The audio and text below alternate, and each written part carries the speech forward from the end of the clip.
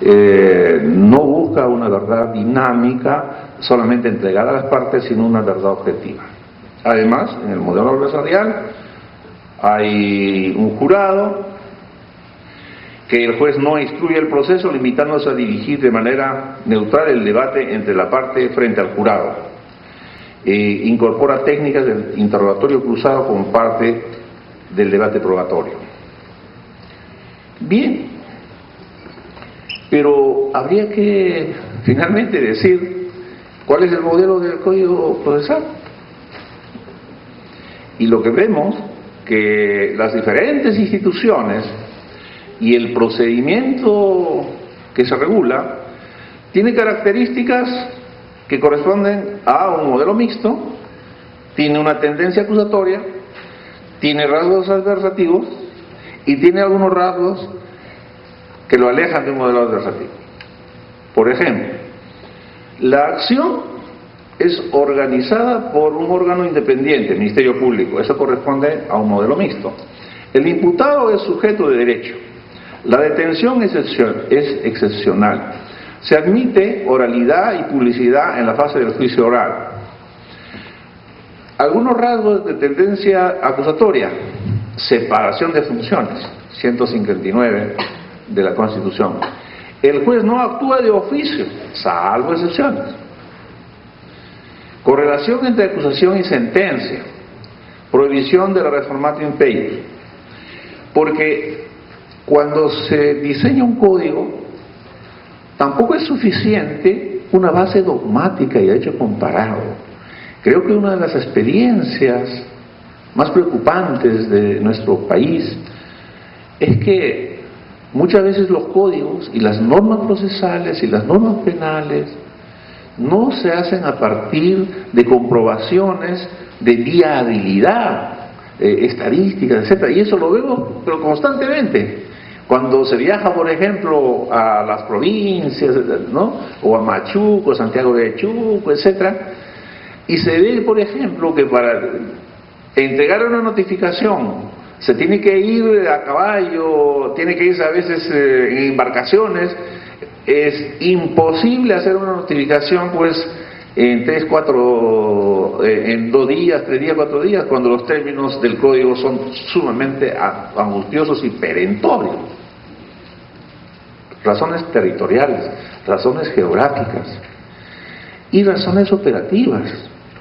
Porque recuerdo que estábamos en Santiago de Chuco con el señor presidente de la Comisión de la Corte Suprema de Aplicación del Código Procesal Penal, el señor general comandante de la Policía Nacional y los ronderos, ¿no? Y entonces los señores magistrados decían: nuestro principal problema es la notificación, porque para notificar, digamos, a distancias, en los cerros, en los yermos, es difícil.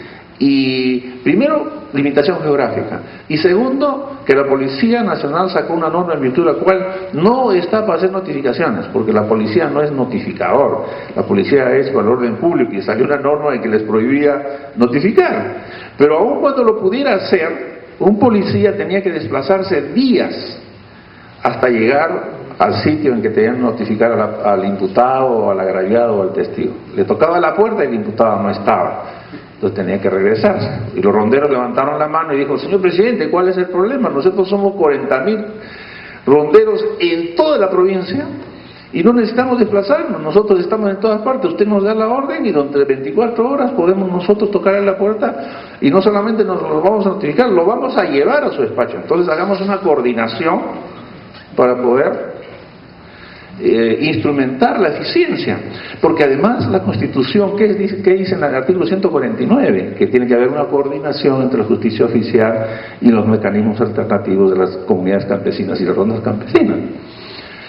Y en consecuencia, efectivamente, yo creo que el componente de realidad, el componente interdisciplinario, aún sin desmerecer el gran esfuerzo que han hecho grandes maestros en la aplicación del Código Procesal Penal, no ha podido, digamos, sustraernos a los problemas que se desprenden de estas contingencias propias de nuestro país.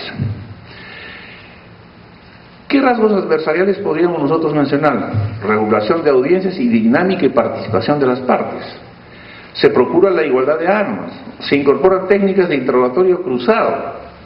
Lo que pasa es que cuando se promulga el Código Procesal de 2004, con una serie de rasgos adversariales y de contradicción, ¿qué es lo que ocurrió? Que efectivamente se asumió, especialmente por la cooperación internacional y por los profesores que vinieron del sistema de adversarial anglosajón, que sí estamos ante un modelo adversarial, que sí estamos en litigación. Yo creo que sí, efectivamente la litigación oral es un instrumento de organización del debate y del proceso, pero no es que efectivamente nuestros legisladores, sobre todo nuestros proyectistas, hayan asumido un modelo adversarial en los términos que lo entienden aquellos que vienen de otra realidad.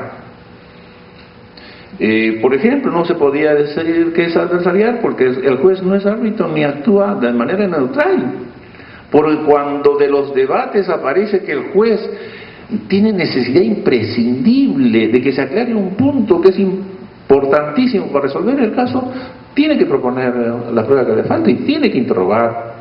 Porque además nuestra experiencia en materia de litigación todavía es muy pobre a pesar de todos nuestros esfuerzos y no tenemos toda una tradición de litigación como para dar a nuestros jueces todos los elementos del debate, ¿no es cierto?, para que se forme un juicio completo. Y pudiera ser que por cualquier motivo, entre ellas una excesiva carga de trabajo, porque los defensores de los juicios tienen 150 causas, por decir así, no le proporcionemos los elementos para que en un caso, por ejemplo, de violación en agravio de una niña de 8 años, falte una partida, un documento sustancial que las partes no han mencionado. Y en consecuencia sí tiene que, efectivamente, intervenir. Y luego, no todos los procedimientos son necesariamente orales, se admiten trámites y motivaciones de resoluciones por escrito. Ese es el otro debate que se ha hecho en Trujillo, ¿no? Aun cuando el Código Procesal Penal establece que los medios de defensa se formulan por escrito y se van a debatir, los trujillanos dicen, no lo fundamente por escrito porque un modelo oral adversarial no tiene usted que mandar nada por escrito, los jueces resuelven a partir de lo que ustedes discuten en la audiencia. Entonces, no hay escritos, hay formatos, ¿cierto? Y en consecuencia, efectivamente, el código no dice eso. Claro, si nosotros admitiéramos que es un modelo adversarial, oral, en que se plasma efectivamente en toda su plenitud un modelo adversarial puro que no existe en ninguna parte, actualmente podríamos decir que todo se debe discutir en juicio, pero si el código dice que hay que hacer un recurso que se discute, me parece modestamente que hay que hacerlo, porque tenemos que sujetarnos a la ley si todavía estamos en duda cuál es la identidad de nuestro código, ¿no? Porque hay mucha discrepancia. Finalmente quiero decir que creo que el Código Procesal Penal es un paso sumamente importante para la marcha de la justicia penal de nuestro país.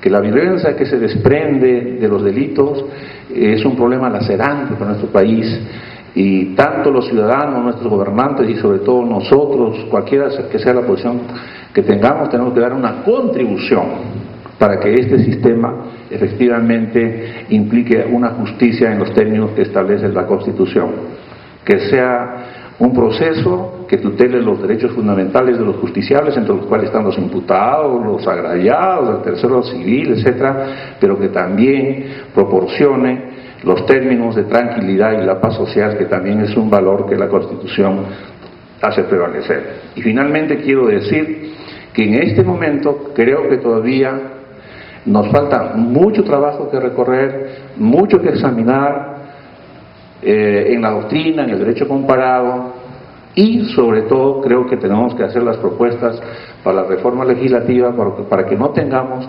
diferentes maneras de administrar la justicia penal según sea el distrito judicial en el que se desarrolla un proceso. Estoy sumamente agradecido por su generosa atención y tengo entendido que al final de la ponencia del maestro José María Ascensión van a haber preguntas y les agradezco por su paciencia.